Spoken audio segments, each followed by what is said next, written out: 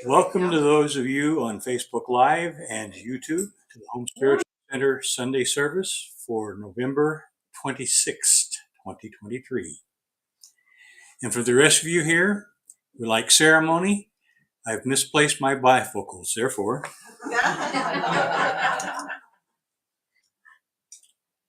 We'll get with it here in a minute.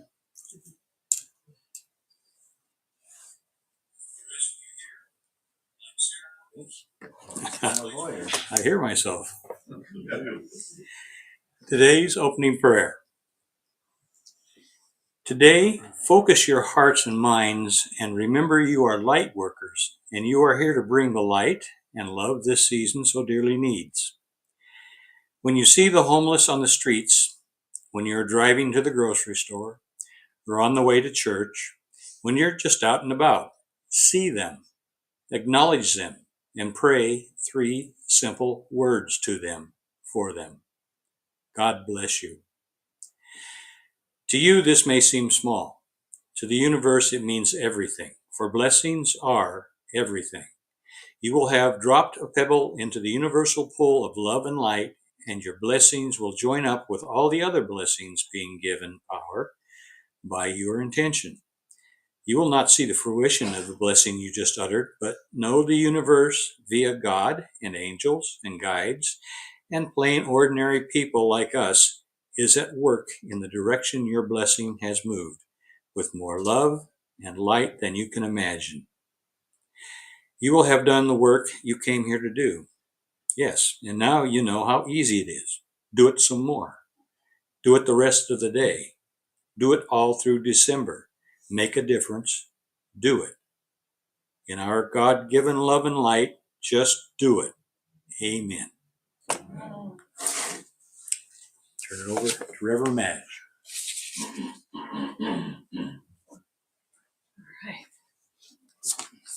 I like that. Just do it. Yeah. Sounds so easy, doesn't it?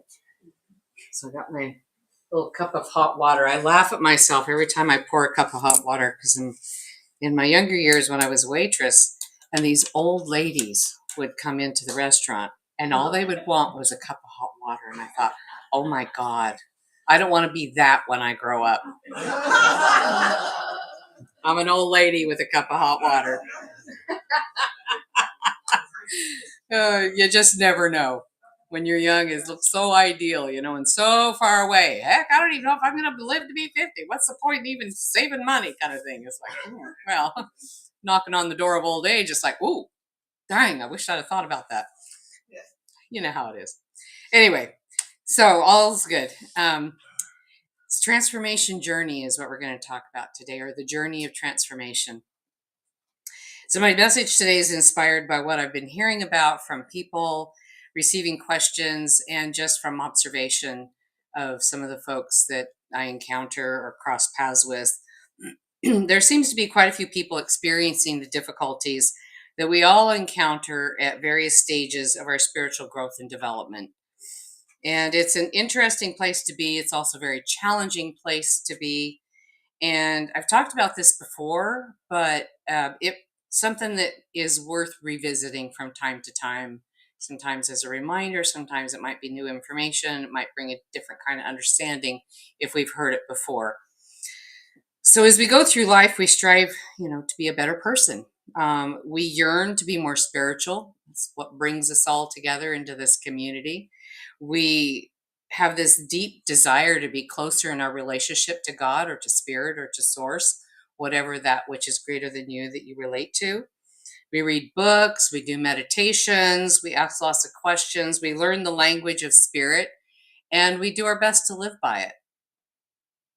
We release things that are toxic in our life. We do our healing work, and we're doing great.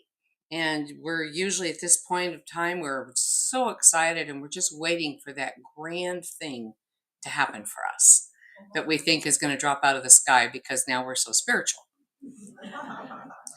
And we have this notion that because we're a good person and we're doing good things and we're spiritual, that this beautiful, abundant life is going to manifest for us in this lovely way that's going to prove to us that we made the right choice and God is favoring us with this abundant life and with the goodness that we believe comes with being such a deeply spiritual person. And after all, we deserve it, right? And you do. There's no question about that. Everybody does. So I have some good news and I have some bad news about this notion. The bad news is transformation from our old self to our new self, to our new and improved self that we're working so hard for, is not a pretty path. And it's not usually an easy path. It's usually messy and it's uncomfortable and it's scary. Have you been there yet? I'm seeing a lot of head nods. Hopefully you folks out there are doing the same. The good news is that even though it's messy and scary, it's worth it eventually. Eventually we get there and we can look back and go, yeah, that was the best thing that happened. So at the chiropractor's office that I go to, there's a diagram. Karen goes to the same place. I know she's seen it as well. There's a diagram that they have in every room that demonstrates our healing journey. And I just sit there and look at it, and I'm reminded every time about how much truth this little piece of paper says about our healing journey, not only about our physical body or our spinal health, but about our spiritual journey as well. And it helps compare the expectation of what we think our healing journey should look like and what it really is. So in one square, I'm doing this a mirror image. So in one square, there's a square and it said, this is our expectation. And it starts down at the bottom and it goes in this nice, pretty line up to the upper corner. Healed, done. The next square is the reality of healing. And it starts down here and it goes up and around and it finally, after the squiggly line, gets up to the top. That's the true healing journey. It's not a straight line. It's not pretty. It's just this messy, squiggly process that we go through. So I really love that. And I just look at it every time. And I also remember Dr. Joe saying that, Dr. Joe Dispenza, that he gets calls from folks that are doing their spiritual work. They're doing everything that he teaches them through through the conferences and his classes and his workshops and his meditations. But they call him up and they're in a state of despair because now they've lost their job, their spouse has left them, they've lost everything, and stock market crashed, and their life is a wreck. And that doesn't match the ideal of what they think their spiritual journey should be, because they're doing all the right things. Well, it doesn't have to be that extreme. It's rarely that extreme for everybody, but the process of some of the things that we go through is the same. We make choices when we're young that might be best for us at the time. At that point in time, that was probably the best option we had, or not, but it was still a choice, and that's where we were. As we grow spiritually, our heart opens up and the love in our heart grows and our capacity grows. And it's just this really beautiful process that happens. We vibrate at a higher level of frequency because that love energy is a higher vibration. The wavelengths are shorter, and it's not as dense as what we might have been experiencing prior. But what happens then is parts of our life no longer match that higher frequency. And it seems like that we might be being punished because parts of our lives are now falling away. It's like, hey, I didn't count on that happening. That was just supposed to get better because I'm now so spiritual. But it doesn't happen that way. That whatever that's falling away as you're going on your spiritual journey is not matching the higher vibrational frequency. And it's a universal principle. It's not God punishing you. It's not, oh, I was doing all those bad things when I was young and now I'm being punished for it. That's karma. And we just, it's not that. It's that doesn't match anymore. You're vibrating higher. It's a principle of light. So the things that fall away might be friends. And we'll hear them say, you aren't fun anymore. You're not, you've changed. And then they just don't call you anymore. They don't have anything to do with you anymore. And it's like, hey, I'm still the same person. Well, you're not. You're vibrating at a higher frequency. You changed. You did change. And rather than see that as something wrong with them, criticizing them, it would really behoove us to reflect on ourselves and say, wow, that's a measure of my growth. I'm not that anymore. I'm not in that circle anymore. It was fun then. It was great. It served me. But I have an opportunity now for new friends. And then the challenge is to have faith that new friends are coming, because there's this gap of our old friends falling away and our new friends haven't shown up yet. So there's this gap.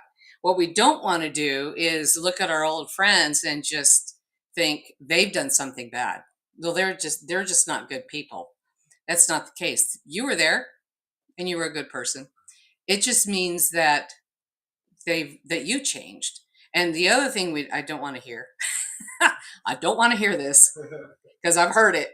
Well, I'm just so spiritual now. I just can't be with those people anymore. It's like, oh dear, I think we need to get knocked down a notch or two. You're not that special. It's like, no, let's gotta go back to start. Let's do a do-over. Let's find our humbleness in here. So anyway, so I've heard that from people. It's like, yeah, okay. So anyway, things fall away, friends fall away, long-term relationships might start to disintegrate. That relationship that really fit us well might disintegrate, and it hurts, and it's heartbreaking because that was so much a part of our life, and that disintegrating relationship means a whole kaleidoscope of other changes need to happen. We might have to move. We might lose our home. We might, the list can go on and on because we get integrated with these people, which is great for the time. But what kind of happens is our emotional wounds at the time that the relationship came together and was such a great match their emotional wounds. And we made a great couple. We made a great fit. And now you're healing and you don't fit so well anymore, or they're healing, or you're each doing your healing work, and that hand in glove just doesn't fit the same anymore. And you have to realize that that's growth. It's not that anybody's done anything wrong. It's painful and it hurts, but it's because of your growth. And if we can keep that perspective, it really helps. An example of true healing or spiritual journey that is demonstrated on this chart from the chiropractor's office that I was talking about might be something like this, just to example what it might be like. We start out with some sort of a spiritual awakening. We have something happen and we have a spiritual awakening. And we go, oh my gosh, there's so much more out here. And we're so excited about it. And we run headlong into this spiritual growth. We find people that are like-minded and we feel like we found our kind. And that's beautiful. And that's what we're all doing here together, is we found people of like kind. So we find our people, and it sparks this awareness that there's something more that our soul is calling out for. And we start to seek out people, as I said, of like kind, and we find information. We start attending classes and workshops that'll continue to expand us, that'll answer the questions of our soul that we're kind of hungry for. And we start to put these things into practice. We start implementing the principles of what we're learning, which is exactly what we need to do. And it's so fun. It's so exciting. And we have these great expectations of how this is going to unfold in our life. What's going to come next? And then the first crash happens, so to speak. We have a falling out with a long-term friend. They said harsh things to us, or we feel misunderstood. They don't understand me. They don't know what I'm talking about. They look at me like I'm crazy. How can they say that? Etc. And but we fall down off of our haunches so far, but not too far. It takes us down a little bit, but not too far, and we start to come back up. We recover from that relationship, and we start to come back up. It's that squiggly line. And we recover, we grow from it. We find the gem in that. Okay, so that's a measure of my growth. I can grow from that. We gain more confidence in our spirituality, in our growth. I'm better now today than I was before, so I'm doing good. We foster a stronger belief in ourselves, and we start on this rise again. And then something starts to happen at work. Our boss isn't nice to us. It's unfair. We get started being treated differently. And we think that this just isn't right. And our soul is no longer satisfied in the work we're doing. It's not filling our soul anymore. What we used to love doing is now empty. And that's the next thing that we start to fall from. So we start to dream about what we would rather be doing than that job. And that job, if we could just see it, is part of our old self. We've outgrown it. And now we start dreaming about, what does my heart really want to do? What does my passions want to do? Where's my next step? Maybe I need more education. And so we start seeking something else, and we start to revisit that childhood desire, that desire to make a difference in the world. And then we start to rise up again, and we start finding whatever is next for us. If we don't answer the call, we might get laid off. If we're holding on because we're scared, the money was good anyway, so why not stay? I can do this other stuff. And we might get laid off. We might get fired because we're just no longer compatible. Those things happen. But it's part of our growth. It's part of our journey. So something breaks because we reach this crescendo point of not compatibility energetically. We remember our spiritual past, so we start applying more of the principles that we were learning before, and we come into alignment in a new way with a new mission, a new purpose, and we get excited and we're happy again. Whew, this is so great. It's working for us. Then something happens in the family. Holidays. Ooh, have to be together with that person you haven't talked to since last year and had a falling out with. And we suddenly have a family issue come up. There might be a death. We have to be in the same room with that person we haven't spoke to in 10 years and didn't like in the first place. Now we have to face them. Maybe they were abusive when you were a kid and you thought you wrote them out of the picture. You tucked all of those little beliefs away in nice little boxes and nice little corners and go, see, I'm so good. I addressed it. It doesn't bother me anymore. Well, this incident will make all those little boxes start falling out. And they start showing up. And it's like, I thought I addressed that. Well, you just tucked it away. But the beautiful part is our soul says, you're spiritually healthy enough now. You have enough confidence. You have enough strength to start taking these things out and addressing them in a real, earnest, honest way that will clear your soul, clear your path for greater growth and development. So they're not whispering in the background of your consciousness and your subconsciousness anymore. And so when that starts to happen, feel good that you have now grown enough to be able to start taking these things out of the boxes and addressing them. That's a sign of your growth. If you were stagnant, they'd still be all tucked away with you believing that you had addressed it. See how nice I am? I'm so clean. Yeah. And then it goes, not quite that way. Spirit says it's not quite that way. It was tucked away, but now we're going to start falling out because vibrationally, those old beliefs, those old stories, those unforgiven places in our heart and our soul are no longer compatible with who we're growing into. Our new self doesn't have room for those anymore. So they have to come out. They have to be forgiven or addressed or released in some way. Spirit that is saying you've done enough spiritual work and you're healing a soul. You're ready to step into the murkier waters of our life. So we use those tools we learned and we shine our light that we have lit in our soul into those situations, and we go into them with courage because now we know we have a better sense of who we are as a spiritual being, and we can go into those dark places. We can go into those situations. And Spirit or God says to us, sure, it's going to hurt, but you're going to live anyway. It's going to be uncomfortable, but you're going to live anyway. So don't be so afraid. Take that step. And you're never alone. Spirit is also telling you, go into a situation. You're not alone. I'm walking with you every step of the way. We can do this together. And it's the we game. Because now you have spirit guardians. Now you have helpers. You have ancestors that are wanting you to do this work. You're going in it fully loaded and fully supported. And usually at this point comes the dark night of the soul. Oh, yay!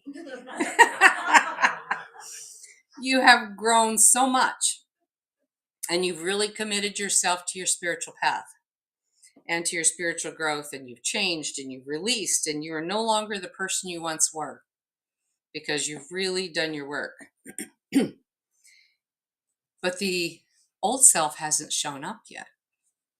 The new self hasn't shown up yet. The old self has fallen away, but the new self hasn't shown up yet. And this is when it's really difficult. This is when, if I recognize this in somebody, I'm grabbing a hold of them quick. And I want any of us here to be able to do that for each other. And it's this place that I call the void. It's where you've grown so much and so beautifully that the old self is now falling away, because that's what you wanted. That's what your soul is asking you to do. But your new self hasn't quite formed yet. And this is the journey of the caterpillar to the butterfly. There's that place in the middle where you are neither what you once were, but you're not yet who you're becoming. And it's a void, and it's very scary, and it feels empty. It feels like you don't know where your edges are. And you feel lost. You feel like you're floating in the universe alone, but you're not alone.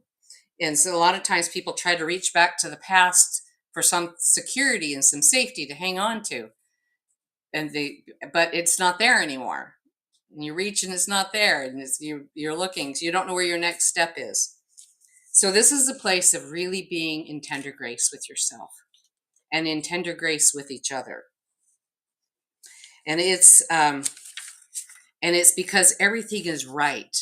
It's not because anything is wrong. And yet it feels like everything in your life is wrong. What in the world was I thinking? I was almost going to use a swear word. What in the world was I thinking?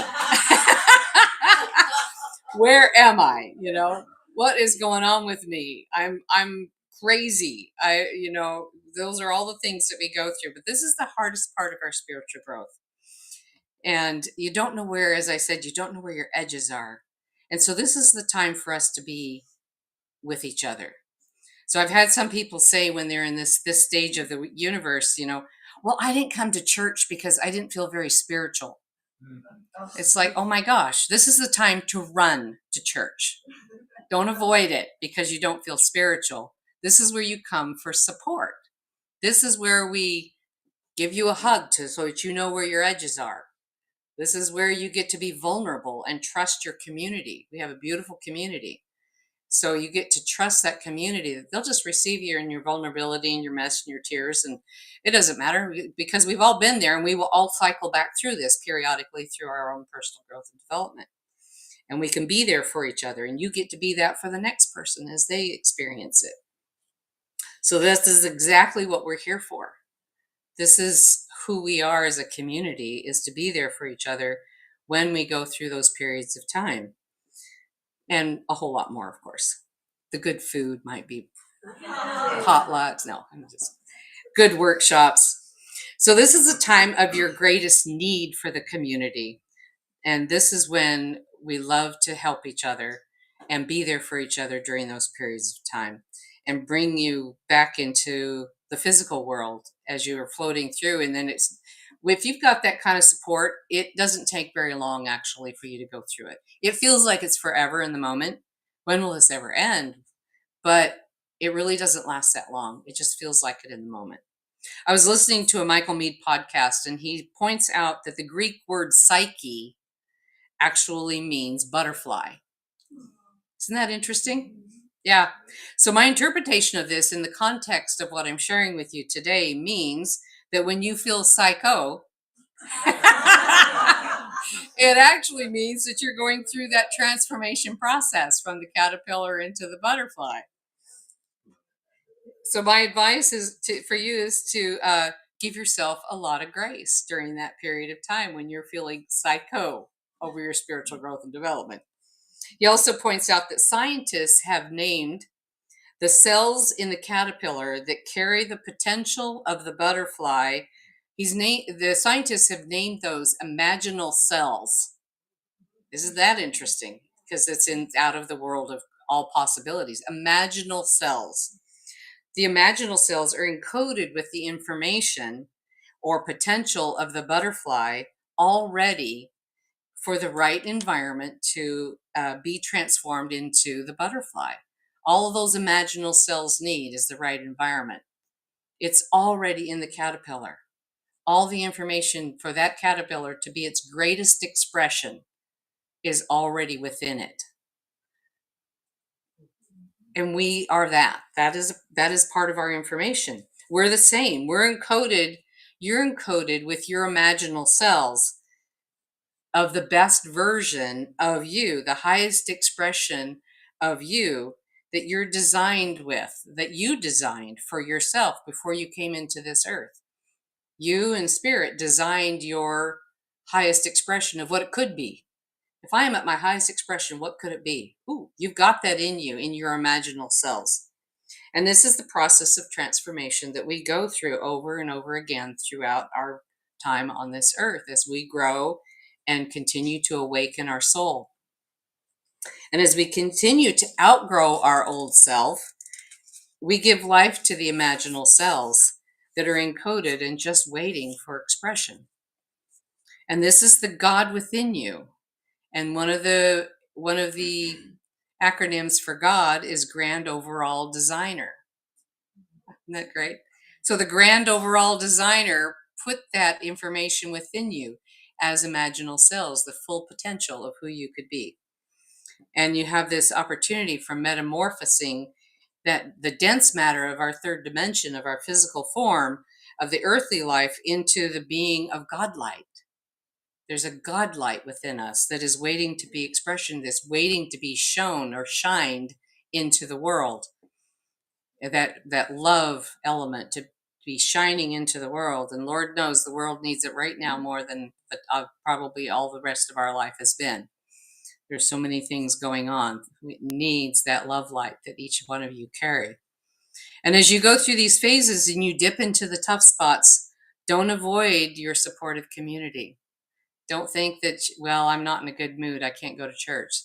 You come to church. Just the only thing that we don't advocate is don't do a big emotional dump onto somebody and then walk off feeling great while they feel just like, whoa, man, that was heavy. But do come and be supported. Do come and be vulnerable. Allow yourself to show up in a vulnerable state and maybe a little snarky. That's okay. It's part of the growth. We get discouraged with ourselves. But as you're with the community that loves you anyway, all of that dissipates and you feel supported and strengthened. So I just wanted to remind you of that. So we all grow and then be available to help stabilize somebody else. And the next person going through their difficult stage, their chrysalis stage. And then they'll be there for us when we go through ours a little while down the road again. So it's an opportunity to give back and to be that angel in disguise for someone else. So I hope this gives you encouragement to allow the process of transformation and to embrace the unknown in that process. We can't see the step in front of us, but we have to step out on faith anyway, knowing it's there.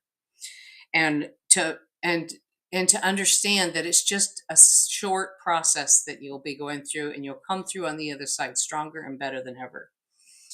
And to allow yourself to be supported with love from your community. All right, so let's just do a little meditation here. Try to bring this into fruition, into our imaginal cells. So get yourself comfortable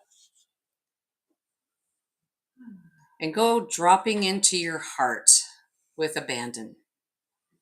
Drop into that heart that's full of love.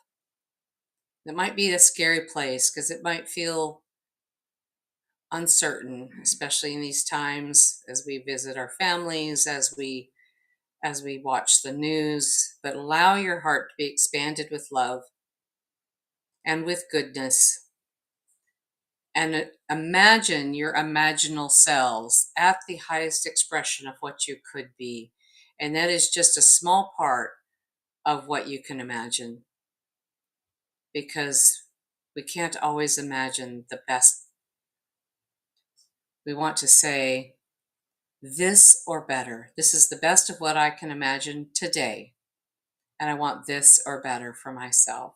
Imagine the greatest expression of you that you can imagine. See yourself being that person.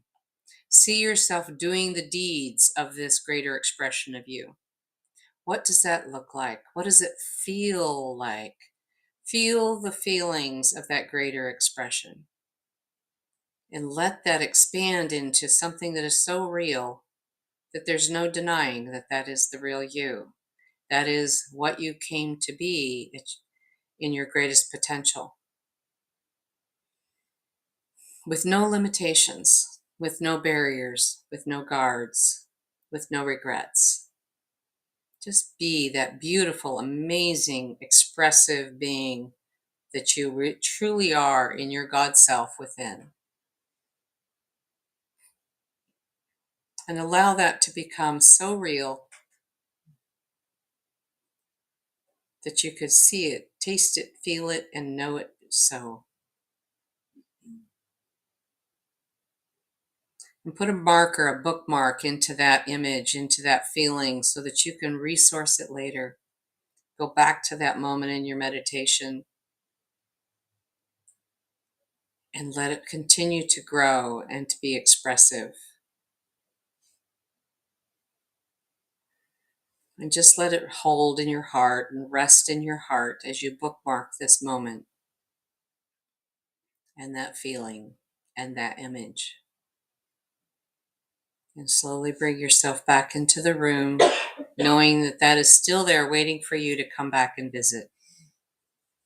Bring yourself into your feet, into your chair, with deep gratitude.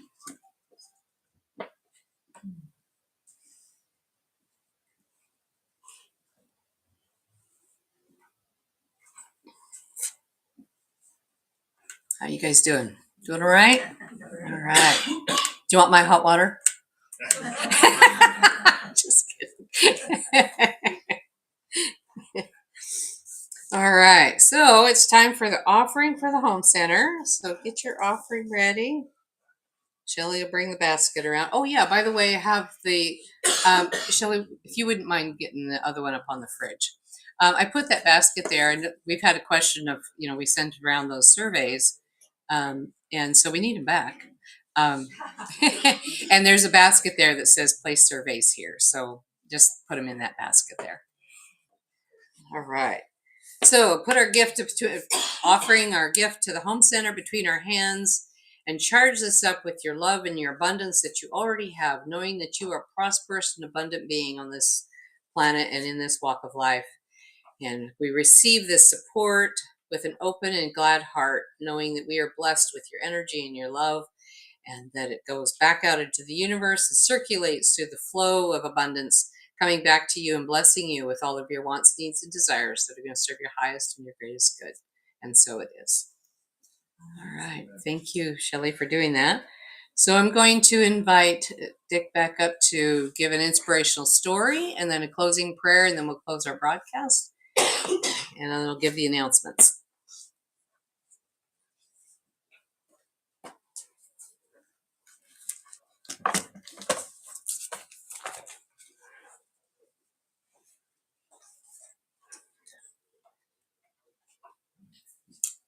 Once again, from the Remembering Who You Truly Are book, God's Day 35, Support Team. Do you know you have a support team of loved ones and angels in the spiritual dimensions who are always with you, giving you their love and encouragement? A band of angels who are only a thought away. They walk beside you and guide your way. They are with you when you pray, multiplying God's power, and they are with you even when you forget to pray. Call upon them when you are driving your car. Send them to surround someone who needs protection or healing. Today, be aware of their presence and know that you are never alone. Your spiritual support team is always with you. And in your quiet time now, thank each one of them for their love, their guidance, and their protection. And now our closing prayer. God, thank you for this day, and thank you for your forgiveness and peace through the recent days of feasting, during our Thanksgiving. We enjoyed many food pleasures of our world, and some of us definitely overindulged. We conversed about things of light, spirit, love, and compassion while we dined. Our home spiritual center is growing. Our blessings continue to grow, continue to exceed our expectations, and our light bearers and light workers continue to spread love and light and continue to bless God's creation. As light bearers and light workers, we will remain focused on peace and resist temptation to violence. Bless our souls this day as we bless our world, dear God, and thank you for answering this prayer. In God and Christ, love and light, I pray. Amen. And I can't read it from here.